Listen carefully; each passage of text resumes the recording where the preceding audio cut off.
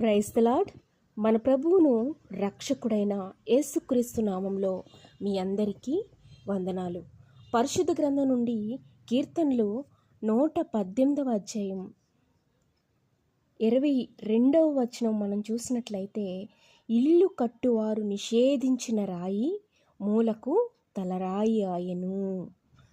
ఆమేన్. దేవుడి వాక్యం మన వినికిడిలో దీవించును గాక. మరి వాక్యాన్ని మనం చూసినట్లయితే, ఇల్లు కట్టువారు నిషేధించిన రాయి మూలకు తలరాయనంట.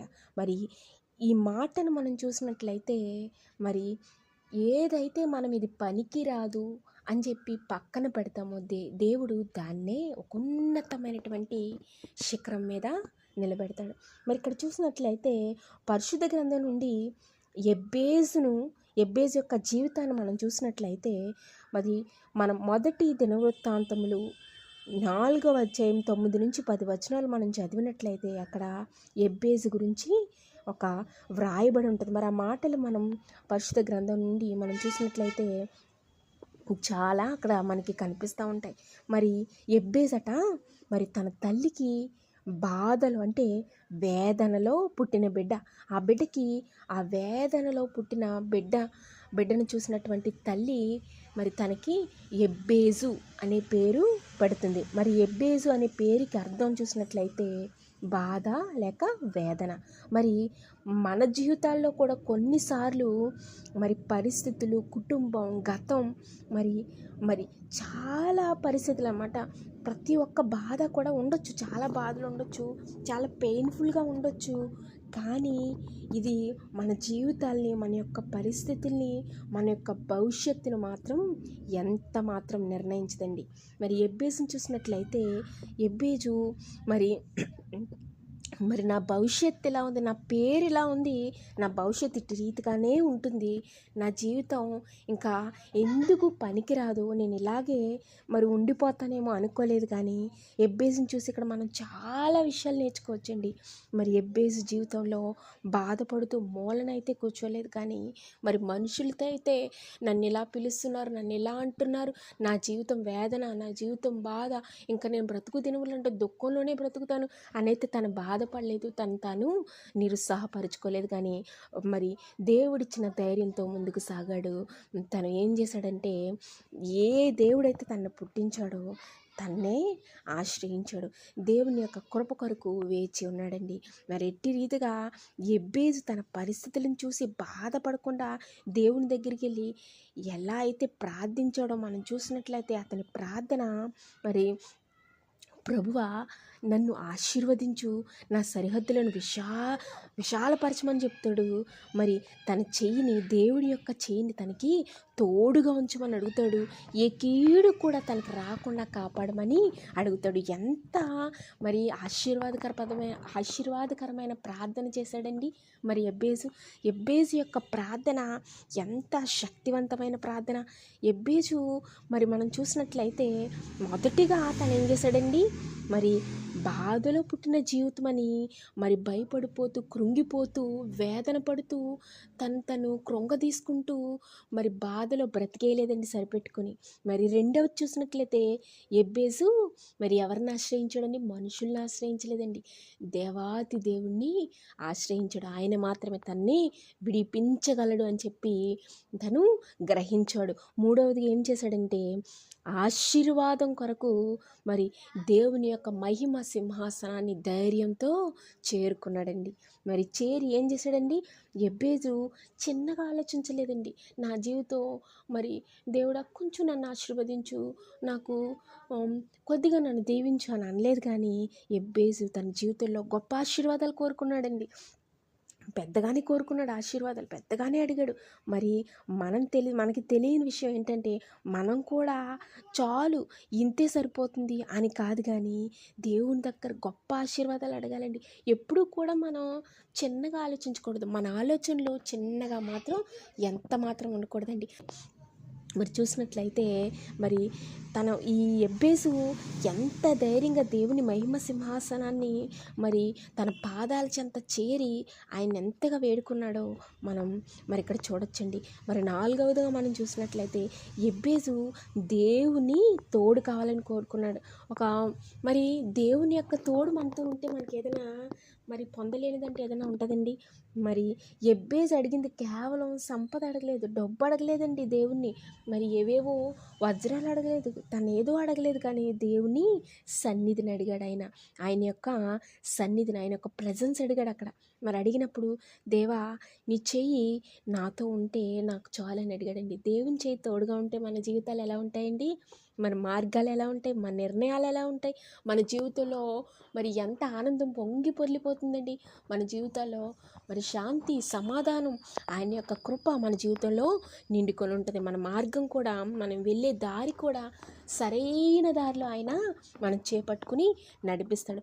మన ఆలోచనలు, మన తలంపులు, మన ప్రవర్తన సమస్తం కూడా ఆయన ఆధీనంలో ఉంటాయి. మనం ఎలా నడవాలో, ఏం మాట్లాడాలో, ఎలా ప్రవర్తించాలో, ఎక్కడ ఎలా ఉండాలో సమస్తం కూడా మనం చేపట్టుకుని ఆయన నడిపిస్తాడు. ఎప్పుడు కూడా దేవా నీ చేయి నేను పట్టుకున్నాను అని అనకూడదు, కానీ మరి దేవుణ్ణి అడిగే విధానం కూడా ఎబ్బేసుని చూసి ప్రార్థన ఎలా చేయాలో కూడా మనం నేర్చుకోవచ్చు.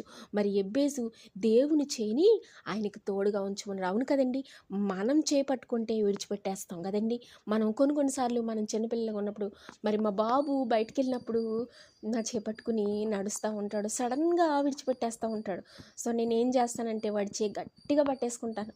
అలాగే అదేవిధంగా మన పిల్లల్ని మనం ఎలా అయితే మరి వాళ్ళు పట్టుకున్నంత మాత్రం మనకి ధైర్యంగా ఉండదు. మనం ఎప్పుడైతే వాళ్ళ చేతిని పట్టుకుంటామో మనకు ఒక ధైర్యాన్ని ఇస్తుంది. అదే రీతిగా మరి మనం దేవుని చేయి పట్టుకున్నాం కదా అని ఓవర్ కాన్ఫిడెన్స్ అయితే మనకు ఉండకూడదు, కానీ దేవుడు మన చేయి పట్టుకోవాలని ఆయన్ని అడిగేవారుగా ఉండాలి. ఎప్పుడైతే ఆయన మన చేయి పట్టుకుంటాడో మనకి బ్లెస్సింగ్ అనేది, మన ఆశీర్వాదాలు అనేవి ఫ్లోటింగ్ అనమాట. ఇంకా ఎలా ఉంటుందంటే మనం చూడండి, మనం పట్టుకుంటే విడిచిపెట్టేస్తాం, ఏదో ఒక టైంలో ఆయన చేయిని విడిచిపెట్టేస్తాం. అది ఆయన మన చేయి పట్టుకున్నాడు అనుకోండి, ముదిమి వచ్చే వరకు ఆయన మనల్ని ఎత్తుకునే దేవుడు. అదొక్కటే మనం గుర్తుపెట్టుకోవాలి. దేవా నా చేయి పట్టుకొని ఎబ్బేసు అడిగిన ప్రార్థన ఎంత తెలివిగా అడిగాడండి నిజంగా ఎబ్బేసు. అంటే రీతిగా దేవా నా చేయి నువ్వు పట్టుకో, నీ తోడు నాకు లైఫ్ లాంగ్ ఉంచు తండ్రి చాలు అని ప్రార్థించాడు. ఎంత తెలివైన ప్రార్థన! ఇట్టి ప్రార్థన మన జీవితాల్లో కూడా కలిగిన వారిగా ఉండాలి. ఈ లోకంలో మనుషులను చూసినట్లయితే మరి తేలిగ్గా విడిచిపెట్టేస్తారండి మనల్ని కదండి. చాలా సమయాల్లో విడిచిపెట్టేస్తూ ఉంటారు, కానీ దేవుడు విడిచిపెట్టే దేవుడు కదండి. దేవుడు మనల్ని ఏదో చూసి ప్రేమించడం. మనుషులు మనల్ని ఏం చూసి ప్రేమిస్తారండి? మనుషులు మన వెనకాల ఎవరు ఉన్నారో చూస్తారు, మన ముందు ఏముందో చూస్తారు, మనం ఎలా ఉన్నామో చూస్తారు. కానీ దేవుడు అటు రీతిగా చూడండి. మన జీవితాల్లో మనలుగా ప్రేమించేవాడు దేవుడు మాత్రమే.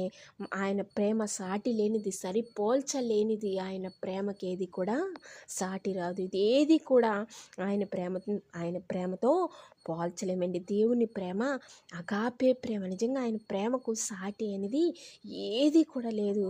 ఆయన మనల్ని ఎట్టి రీతిగా ప్రేమిస్తారు, మన బిడ్డలను ఎట్టి రీతిగా ప్రేమిస్తారు, మన తల్లిదండ్రులను ఎట్టి రీతిగా ప్రేమిస్తారు. ఆయన ప్రేమ కొదువు లేదు, కొరత లేదు. ఆయన ప్రేమ ఉన్నతమైన ప్రేమ. అదే రీతిగా ఇక్కడ చూసినట్లయితే ఆయన ఎబ్బేసుని ఎంతో చక్కగా నడిపించాడండి.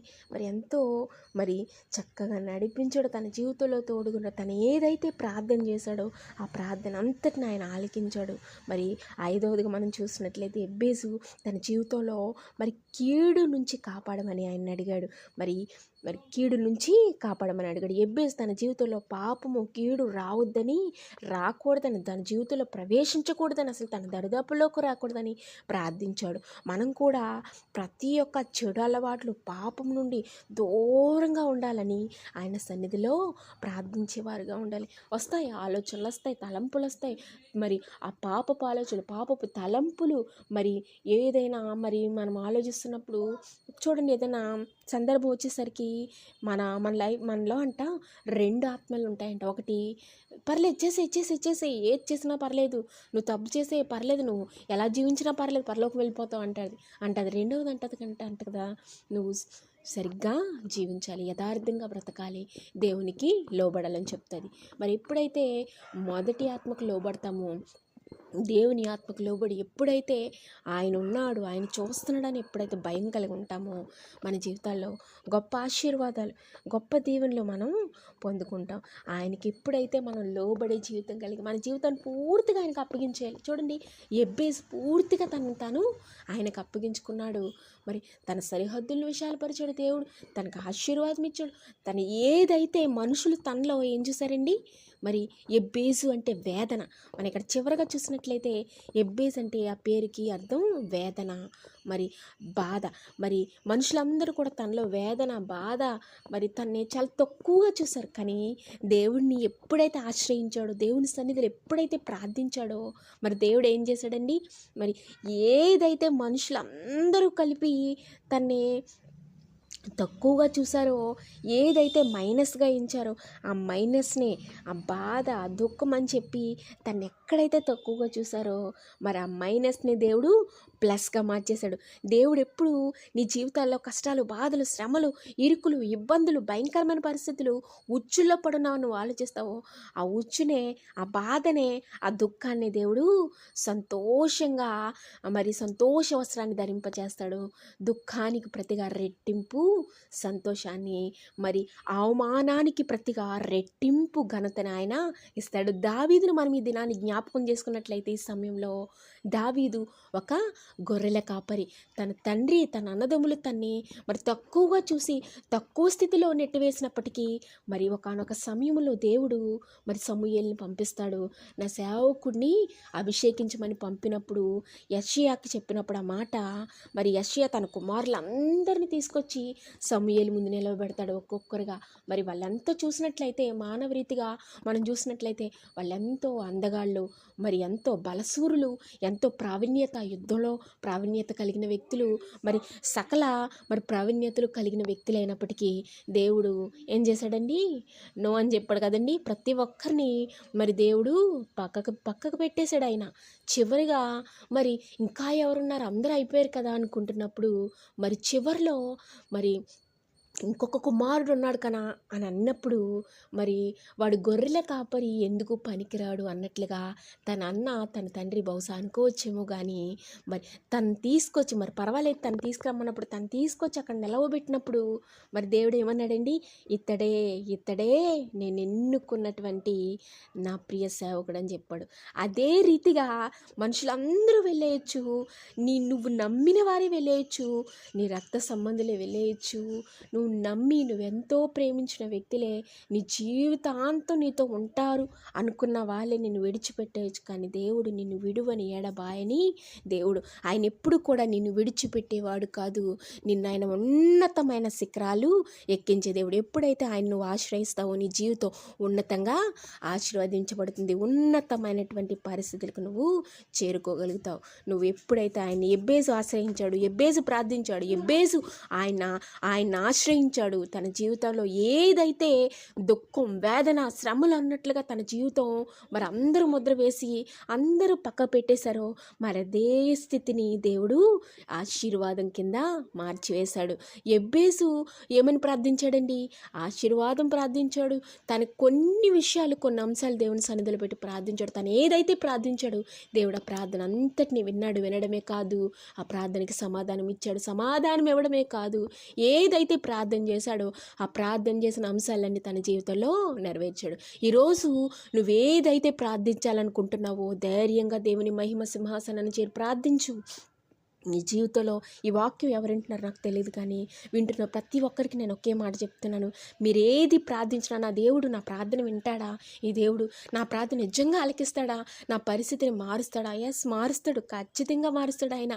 ఎందుకంటే శూన్యంలో సృష్టిని చేసిన దేవుడికి నీ జీవితంలో నీ పరిస్థితిని మార్చడం ఆయనకి ఒక లెక్క కాదు. మూడుగా మిగిలిన నీ జీవితాన్ని ఆయన చిగురింప చేయగల శక్తివంతుడు. నువ్వు ఏ స్థితిలో ఉన్నా ఆయనకు మొర్ర పెట్టినట్లయితే, ఆయన యందు నువ్వు విశ్వాసం ఉంచినట్లయితే, ఆయనపై నువ్వు ఆనుకున్నట్లయితే, ఆయన్ని ఎప్పుడైతే ఆయన్ని చేరి పూర్తిగా నీ ప్రవర్తన పక్కన పెట్టి, నీలో ఉన్న ప్రతి వ్యతిరేకతను విడిచిపెట్టి, ఆయనకి ఎప్పుడైతే నువ్వు ఒబే అవుతావో, పూర్తిగా ఆయనకి లోబడి ఈ ఎబ్బేజు చేసినట్లుగా నువ్వు కూడా ఆయన్ని ఆశ్రయించి ప్రార్థించినట్లయితే గొప్ప విజయాన్ని నువ్వు కూడా పొందుకుంటావు, గొప్ప ఆశీర్వాదాన్ని నువ్వు కూడా పొందుకుంటావు. దేవుడి కొద్ది వాక్యం దీవించి ఆశీర్వదించును గాక. God bless you. ఆమేన్.